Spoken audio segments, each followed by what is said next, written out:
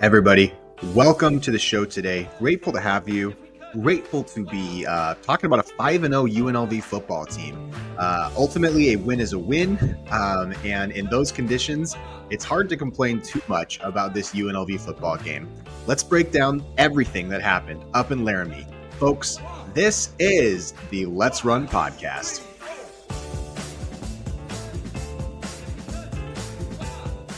Everybody, welcome to the show today. Grateful the UNLV football team travels to Laramie, a place where UNLV has not won a game since 2003, and takes down the Cowboys. Now, this Wyoming team is, you can poke holes in them. They haven't been a great offense all season. They've certainly had their fair share of issues, but I am very, very, very happy with this game. And I said going into the game, and I said this in a couple of chats that I'm in, with the weather, with the distance that we tried to traveling to Laramie is always tough. I mean, Boise State and Ashton Genty, they were down a touchdown in Laramie last year in the third quarter. And that Wyoming team last year was worse than worse than this Wyoming team this year, I think. And ultimately, I just wanted to win this game. I don't care if it was a 40-point comeback, with terrible plays that we got incredibly lucky. I don't care about any of that. I just wanted to win. And that is what this UNLV football team did. There was lightning. There was sleet and snow and ice on the field. They were using foldable tables to literally push and clear off their sideline before the start of the game. There was a delay, not a big delay, but a delay.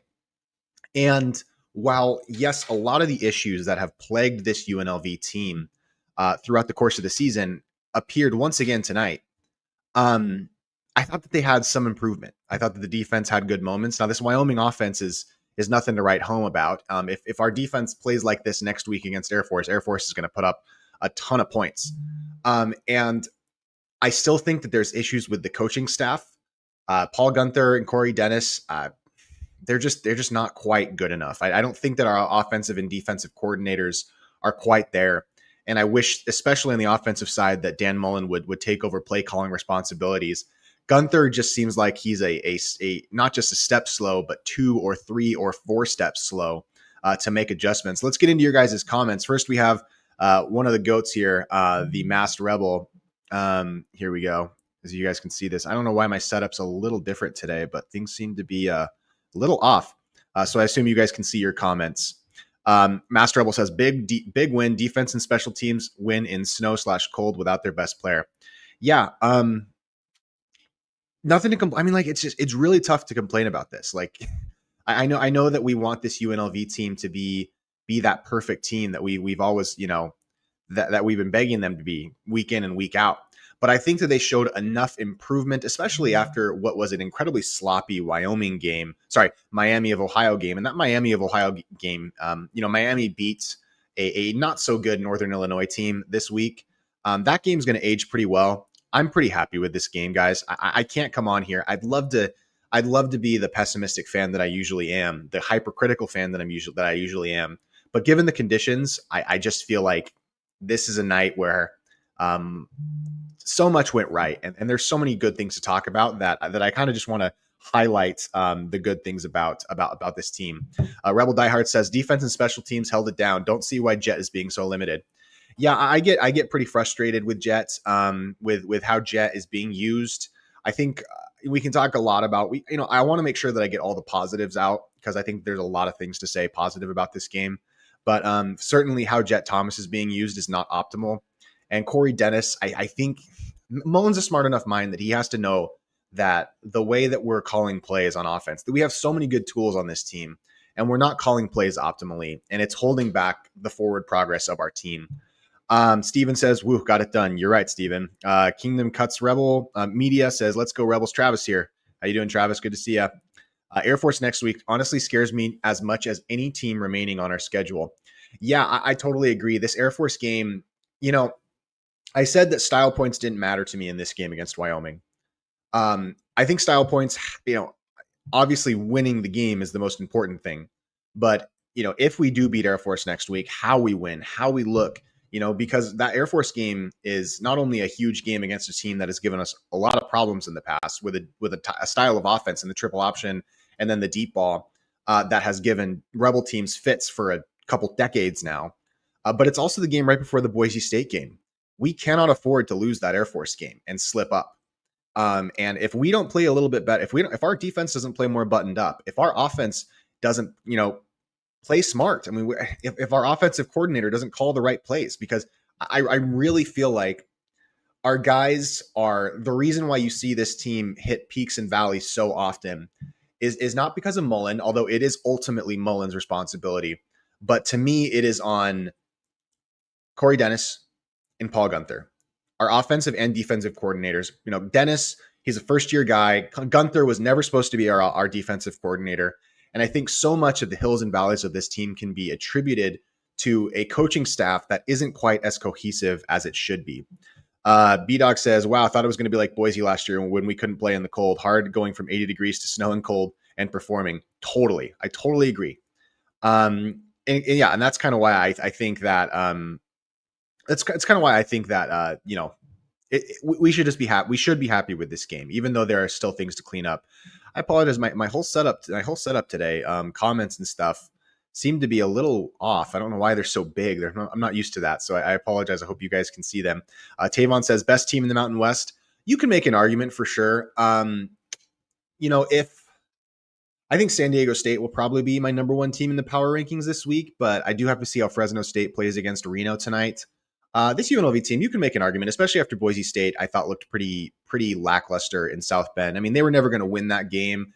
And that 28-7 score, I think, is a little misrepresentative of how badly Boise was beaten by that Notre Dame team. But Brandon says, I predicted 31-14 before the game. Thanks for nothing, Wyoming field goal. Yeah, that's you were close, though, man. Brandon, you were very close. Perry says, this was their most complete game. First play, terrible. After that, very solid performance. Yeah, I mean, why would we call a flea flicker on the first play when our guys not only are playing in the snow and in the ice, but that they haven't played in 2 weeks? It's not just that they're playing at elevation in inclement weather when the weather was at its absolute worst at the start of the game. Whatever. Hey, this guy, Bully. Everybody, make sure if you're on the YouTube side, especially, that you're subscribed to his channel. He does such a good job talking about UNLV. He also covers a couple other sports, but his YouTube channel, he is awesome. Bully, I'd love to have you on the show sometime. Your channel is great. So everybody, I hope you're subscribed to him. He talks about the Rebels. Reb Robert says, I've been alive 50 years. First time that we are 5-0. Is that true? Is this the first time we've ever been 5-0 as a program? That might be true, actually. Honestly, I think that's actually true. I think this is the first time that we've ever been 5-0 as a program. UNLV SD. So this guy, a lot of times he has, I will not be having UNLV ranked 6th in my power rankings. I think they're going to be 2nd or 3rd, but I'll have to see. I have to think about it a bit more. I do put serious time into my power rankings. Perry says this will be a good experience for at Boise. I agree. Although the weather should be not quite this bad in Boise as it was tonight. He did seem a bit more involved today, and I don't think Glover is helping himself any. Yeah, Mullen is pretty frustrated by a lot of the things going on this team. On the sideline, he was chewing out Jalen Glover in that fourth quarter for running out of bounds and stopping the clock. He seemed visibly frustrating with some of the play calling. He seemed frustrated with the defense. I think Mullen just needs to, I know he wants to be a little more hands-off and a little more of a delegating role, but I think if this team wants to reach its true potential, Mullen needs to get a little bit more involved in the nitty-gritty details of the team. They're no joke. Jaden, Caden, co-player of the week on special teams. Yeah, I mean, the 2 blocked punts were just incredible. And I think a lot of people say blocked punts are not, I don't think blocked punts are fluky, especially because, there was a recognition that in this cold weather, things are a little bit slower than they are when you're in a comfort in a more comfortable place. And to recognize that and say we've got a chance to block punts here, and to be aggressive like that, I think isn't a fluke. It's something that really is indicative of a good mindset for this team, especially on the special teams. So the special teams were great today, with the exception of onside kicks. UNLV is now we've given up 2 onside kicks. We're 0-2. Both times teams have attempted onside kicks against us. We've given them up. Both times have come kind of late at games. In the first game, it was at Sam Houston. That was a really hot game. I know that players were dehydrated on the sideline, and this time it was a cold game, and players just the games were basically over, and players just wanted to get on the plane and go home. But guys have to be ready for that, and guys have to be more prepared. UNLV's onside kick recovery is just not acceptable right now. And I think the coaches have to practice that a little bit just to make sure, because it's letting teams get back into games, and ultimately it didn't really matter in this game, and I didn't really feel like it would. And say what you want about the defense, they did step up at times, and we did get bailed out. We got bailed out on that pick play on the Wyoming side. But the defense still made plays when it had to. Let's keep going on the comments here. Lots of them. This is just what UNLV needed. Solid performance, no injuries. I actually think there are some injuries, Perry, and this is where we'll get into some details. We are concerned, just the people that I'm talking to, about Anthony Calandria a little bit. There seemed to be maybe an issue with one of his abductors, so one of his abs. And then we also think on that first play of the game, this was by far Anthony Calandria's worst game of the season in terms of stats. Now, that's not surprising. But the Wyoming quarterback, I can't remember his name. What was his name again? Anderson. He threw for 254 yards, made 25 completions. Anthony Calandria was 11 for 20, 1 touchdown, no interceptions. I wonder if, and this is speculation that we were talking about in some of our chats, I wonder if Anthony Calandria's hand is okay. There seems to be a couple of dinged up injuries with him, and him being healthy for this next week against Air Force, because we're going to be able to score. If our offense is playing well, we're going to score a ton of points against Air Force, and we're going to need Anthony Calandria to be healthy. I agree. Special teams, besides that onside kick, did a great job. Seemed like Dennis had a game plan from the first to wear down their defensive line. I agree. This kind of reminded me. Yeah, I tweeted out that this reminded me of Ricky White, those blocked punts from last year. That was a lot of fun. Sergeant Morhew, second half was sketchy, but a solid win. Yeah, I mean, we were up by a lot, and that changes how a team calls plays. I wish it didn't, but it does. And ultimately, they won regardless. So I totally agree with you. First and middle of the third, shaky at best, but they stayed focused and good win. Jason, if we win 6 straight, do you think they can deny us a top 25 AP poll? Yeah, I do. I think that it would take for UNLV to get ranked, and it's not because UNLV at that point at 6-0 wouldn't have a case. I mean, they'd have a case.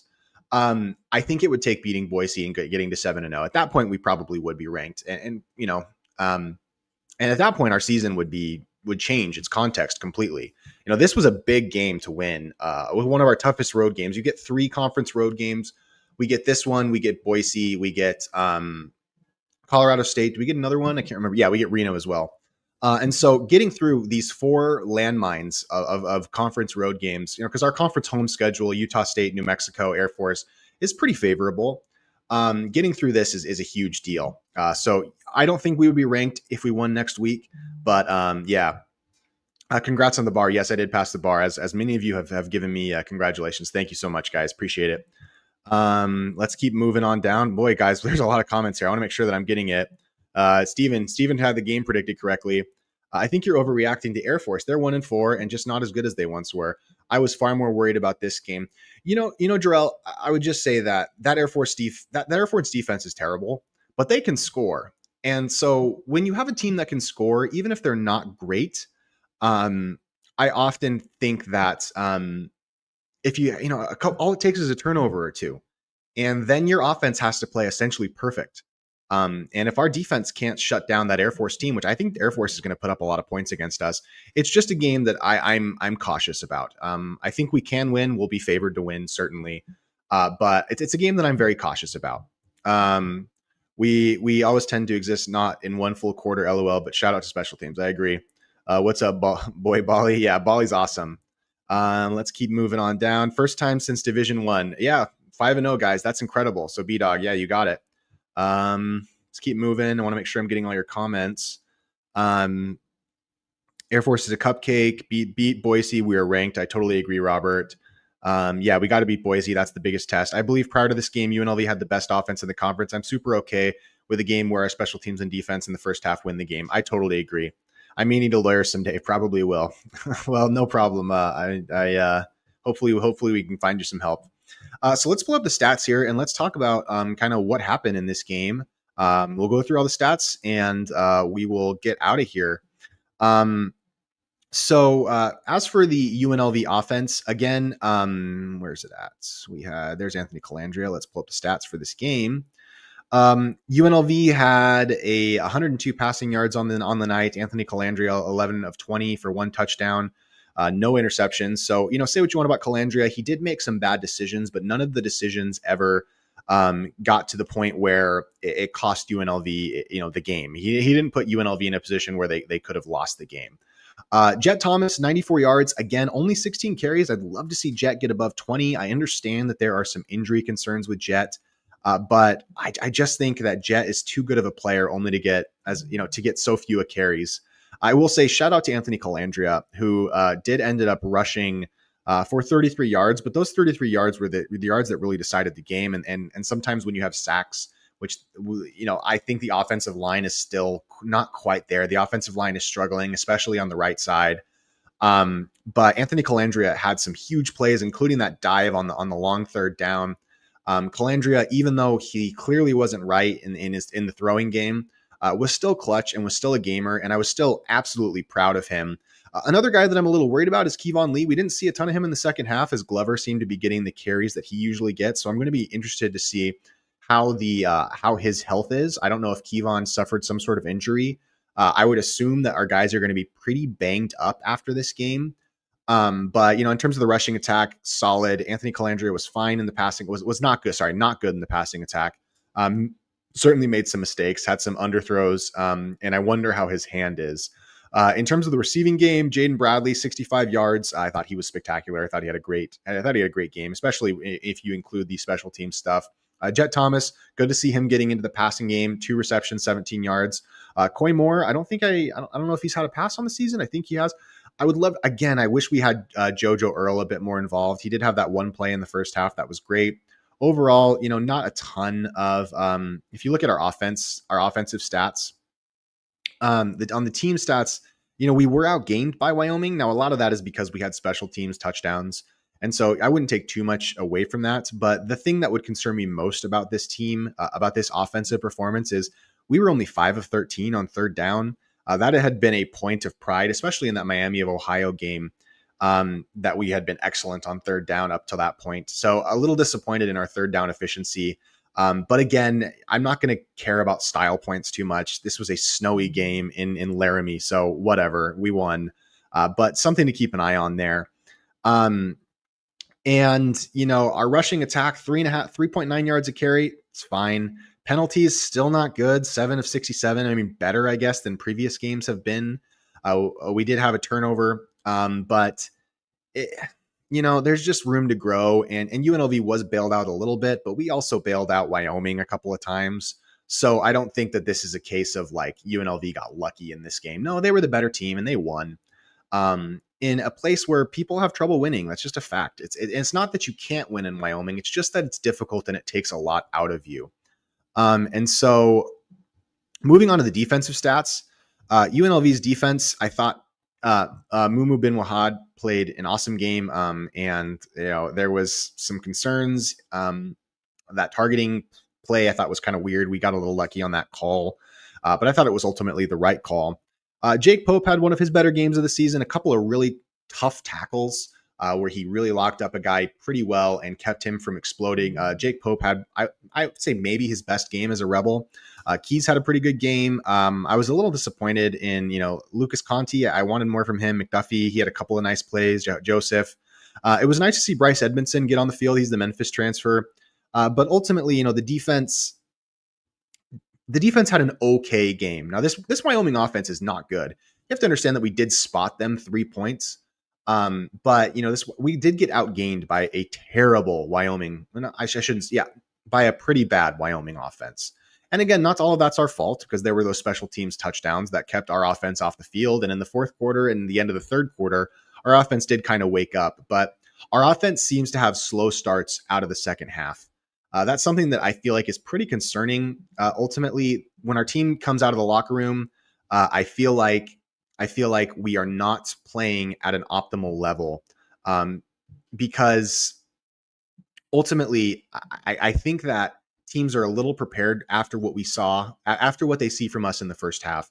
Teams come with adjustments in the second half, and I just don't think that Dennis and Corey Dennis and Paul Gunther are quite ready for those adjustments. And often it takes until Mullen has to step in and kind of fix things for our team to kind of get back into the right mindset. So I'm a little hesitant on where this team is in terms of how their second half performances go, but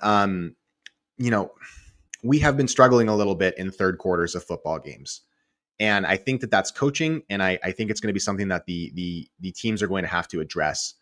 Scepter says UCLA beat Penn. We beat UCLA. Therefore we beat Penn. Yeah. Great. It was our first win in Laramie since 2003. So a couple of comments about UCLA. UCLA ended up beating Penn State, so us in New Mexico are definitely clapping and smiling at the UCLA Bruins. Very happy with that. And yeah, I mean that UCLA team had plenty of talent, but they needed to get rid of. They basically needed to clean house, and now Tim Skipper's kind of running a tight ship over there. He's not going to be the permanent head coach, but I think Nico Iamavalea is showing some talent there. Yeah, I totally agree, BB Rebel. Bryce Edmondson, the transfer from Memphis, our DB, definitely was an important player for us that wasn't really healthy to start the season. So it's good to see him get out. Austin Rowe, one of my favorite people, Austin, appreciate you, man. It's a positive sign that we keep winning when there is a lot we still need to improve on. Haven't reached our full potential yet. Yeah, and that's the thing, guys. This UNLV football team has not reached its optimal level yet. And that's okay because we're 5-0. And, this is the first time in D1 era that we've been 5-0. And I don't care. There are people that are going to try and poke holes in this UNLV team. And there are people all the time. I mean, especially, and it's all in good fun. I don't mind it. Especially like the Utah State people. The Boise people don't really care. I mean, they've beaten us a lot of times in a row. And so they kind of know that unless we beat them, we can't really talk, we can't really talk trash to Boise State. We can talk trash to teams like Oregon State. We can talk trash to teams like Utah State. We can talk trash to teams like, I guess, Colorado State and San Diego State football don't really seem to talk trash at us. It's usually just Utah State. But like there are, so I'm sorry to tell you guys, there are no bad 5-0 football teams. They don't exist. Now we may not be world beaters.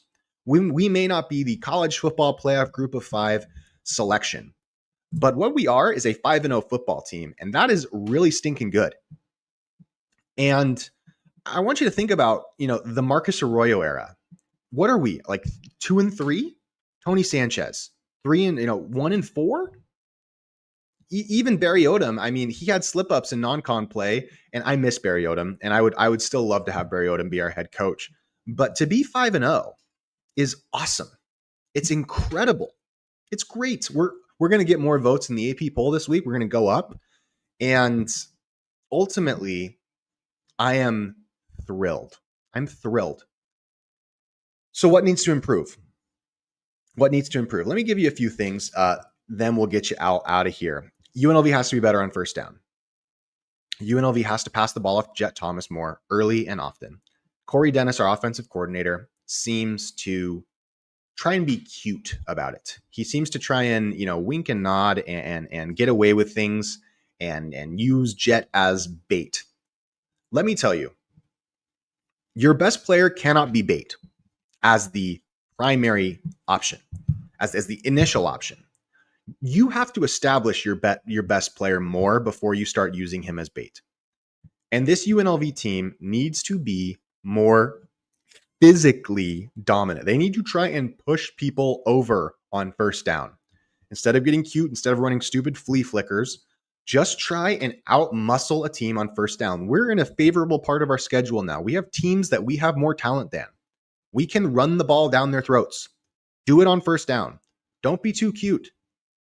We are wasting first down and getting 2nd and 10.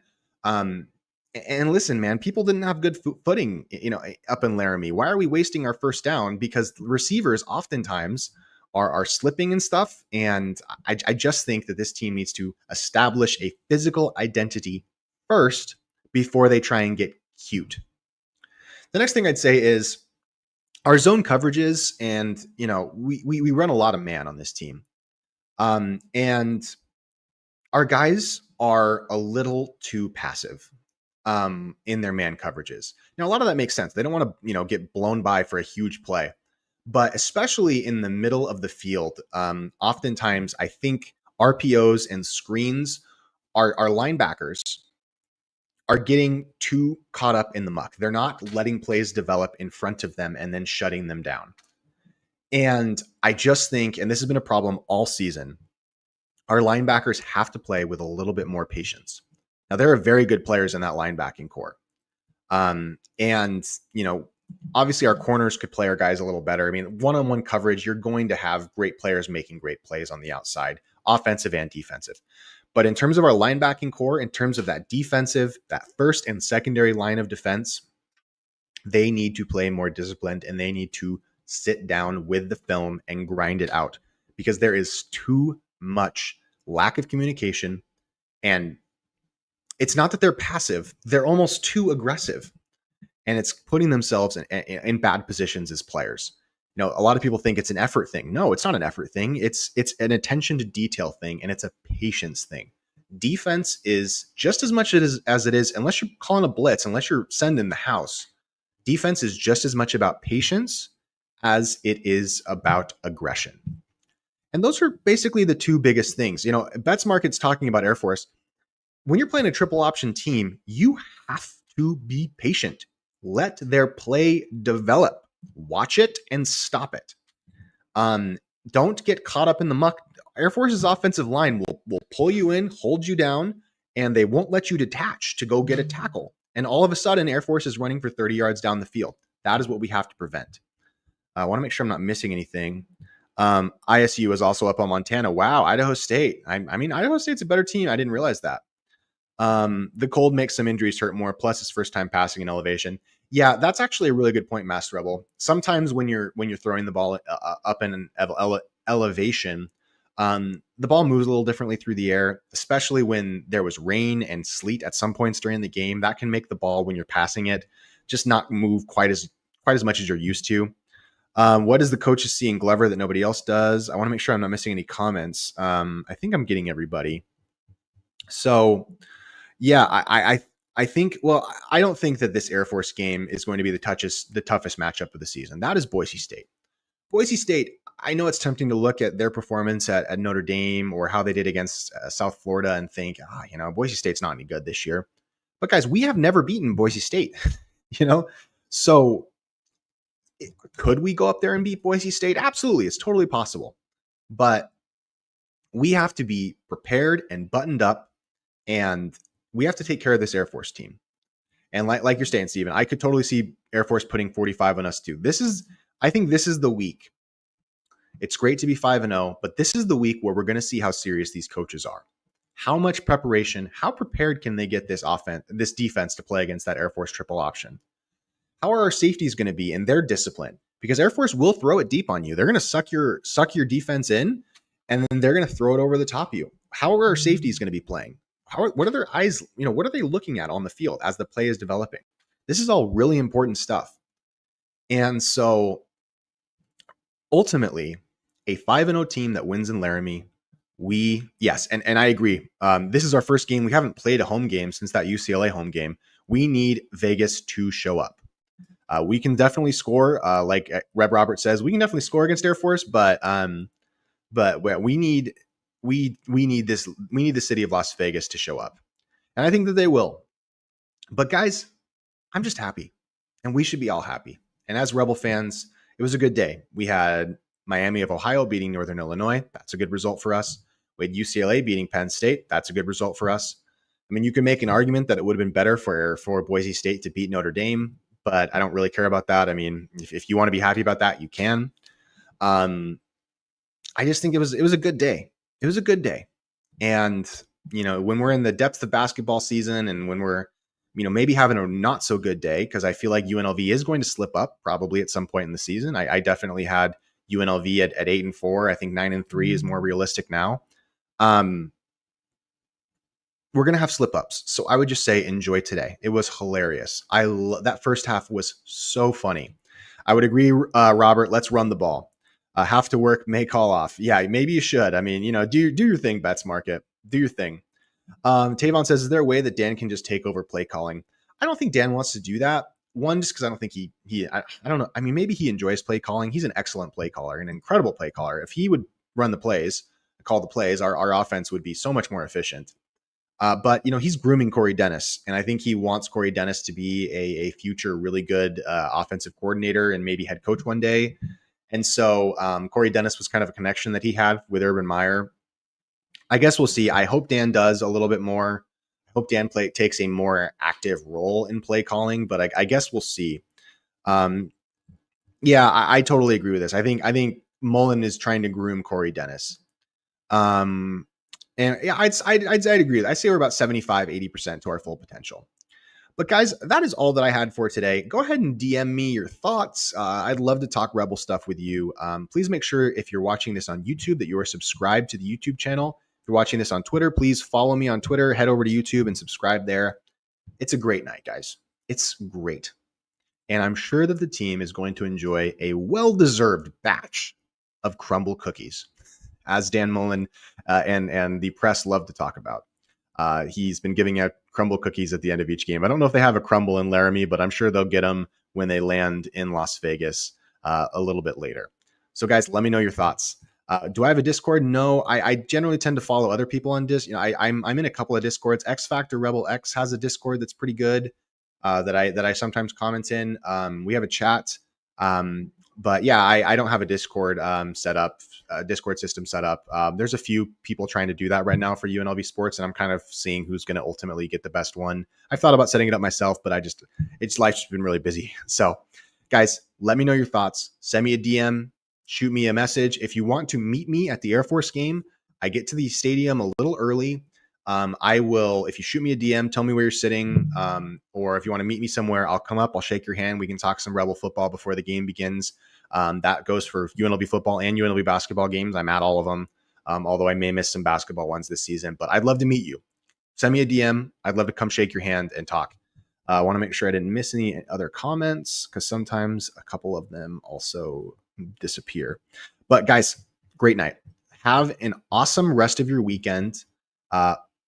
Need one for your channel. Yeah, but yes, life is life. See you at the Air Force game. I'll message. Yeah, dude, meet me up. I'd love to meet you guys. Love to shake your hand. Let's go Rebels and 5-0, baby. Let's run.